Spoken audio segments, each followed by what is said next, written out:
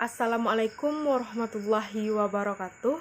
Perkenalkan, saya Muharani Astuti, NIM 18043061 dengan mata kuliah Sistem Informasi Akuntansi akan menjawab pertanyaan pada buku Kelly, Lawson, dan Balzan. Pertanyaan pertama dari buku Kelly, diskusikan berbagai cara membayar online di B2C, metode mana yang Anda pilih dan mengapa? Perdagangan elektronik bisnis ke konsumen atau B2C, perdagangan elektronik di mana penjual adalah organisasi dan pembeli adalah individu, juga dikenal sebagai e-tailing. Karena transaksi bisnis ini dilakukan melalui internet, bagaimana pembeli atau pelanggan membayar bisnis ini? Beberapa metode yang digunakan antara lain. Yang pertama yaitu electronic check, di mana pelanggan yang ingin menggunakan e-check harus terlebih dahulu membuat rekening koran di bank. Kemudian ketika pelanggan membeli produk atau layanan, dia mengirim cek elektronik terinskripsi melalui email ke penjual. Penjual menyetor cek ke rekening bank dan dana ditransfer dari rekening pembeli ke rekening penjual. Yang kedua yaitu electronic card. Jenis yang paling umum adalah electronic credit card, purchasing card, store value money card, and smart card, di mana electronic card memungkinkan pelanggan untuk menagih membayar online ke rekening kartu kredit mereka. Kartu-kartu ini digunakan terutama di B2C dan belanja oleh perusahaan kecil menengah atau UMKM. Ketiga yaitu dompet digital, adalah aplikasi yang digunakan untuk melakukan transaksi keuangan. Aplikasi ini bisa ada di desktop pengguna atau di ponsel cerdas mereka. Saat aplikasi ada di ponsel cerdas, itu menjadi sistem pembayaran seluler mereka. Metode yang akan saya pilih dalam melakukan pembayaran online di B2C yaitu digital wallet atau dompet digital. Karena aplikasi ini bisa ada di desktop pengguna atau ponsel cerdas, dompet digital memungkinkan pengguna untuk membayar barang dagangan di toko dengan mengetuk telepon di pedagang atau memindai kode QR. Keamanan disediakan oleh pembaca sidik jari ponsel atau dengan memasukkan PIN. Dompet mengirim data pengguna ke terminal menggunakan Bluetooth atau komunikasi medan dekat atau NFC. Pertanyaan yang kedua yaitu diskusikan batasan utama e-commerce. Manakah dari batasan berikut yang kemungkinan besar akan hilang dan mengapa? E-commerce memiliki beberapa keterbatasan, baik teknologi maupun non-teknologi, yang membatasi pertumbuhan dan penerimaannya. Salah satu keterbatasan teknologi utama adalah kurangnya standar keamanan yang diterima secara universal. Selain itu, di negara-negara kurang berkembang, bandwidth telekomunikasi seringkali tidak mencukupi dan mengakses web mahal. Batasan non-teknologi termasuk persepsi bahwa e-commerce tidak aman, memiliki masalah hukum yang belum terselesaikan, dan tidak memiliki masa kritis dari penjual dan pembeli. Seiring berjalannya waktu, keterbatasan ini terutama bersifat teknologi akan semakin berkurang atau teratasi. Masalah keamanan dan privasi sangat penting di area B2C atau business to consumer, terutama masalah keamanan yang dianggap lebih serius daripada sebenarnya ketika inskripsi yang tepat digunakan.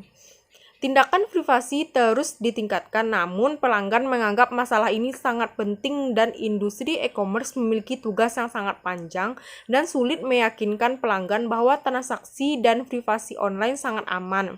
Pelanggan tidak mempercayai orang tanpa wajah yang tidak mereka kenali. Pertanyaan ketiga yaitu diskusikan alasan utama memiliki beberapa model bisnis e-commerce.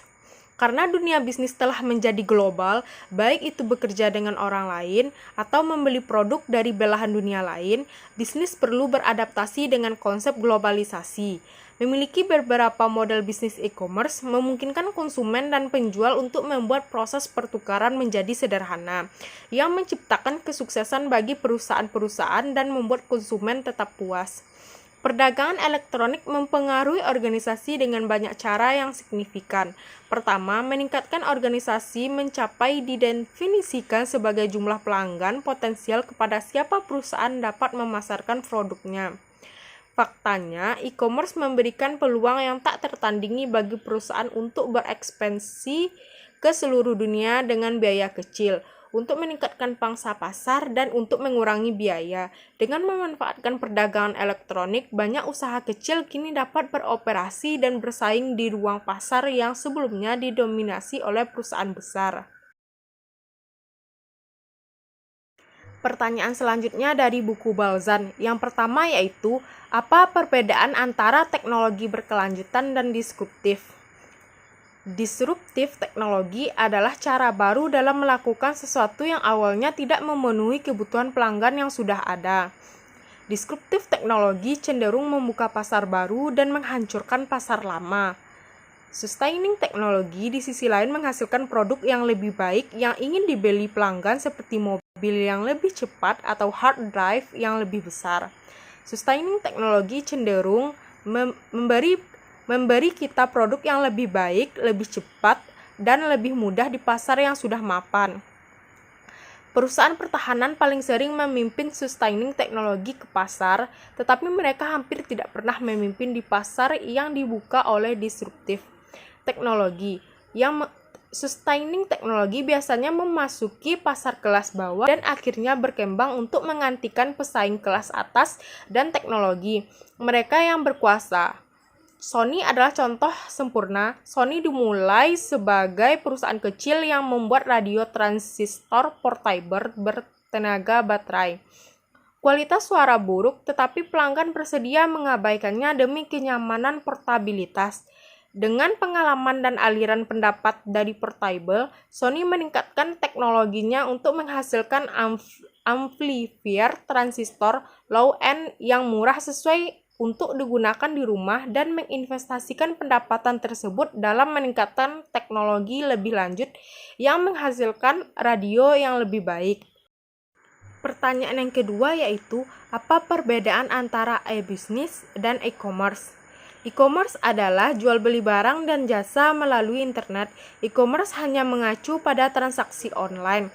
Sedangkan e-business termasuk e-commerce bersama dengan semua aktivitas yang terkait dengan operasi bisnis internal dan eksternal seperti melayani akun pelanggan, berkolaborasi dengan mitra, dan bertukar informasi pada waktu yang nyata atau sebenarnya. Pertanyaan yang ketiga, apa manfaat dan tantangan yang terkait dengan e-business? Manfaat e-business sendiri yaitu, pertama, memperluas jangkauan global.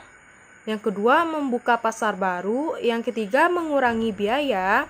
Yang keempat, meningkatkan operasi. Serta yang terakhir yaitu meningkatkan efektivitas.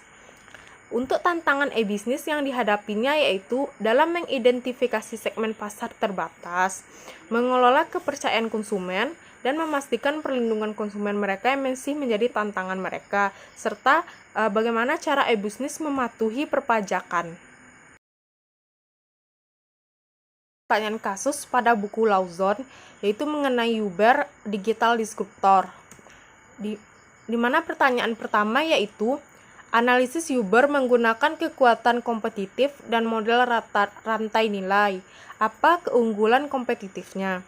Keunggulan kompetitif Uber adalah memiliki biaya yang rendah, yang berarti bahwa biayanya lebih rendah daripada menggunakan taksi.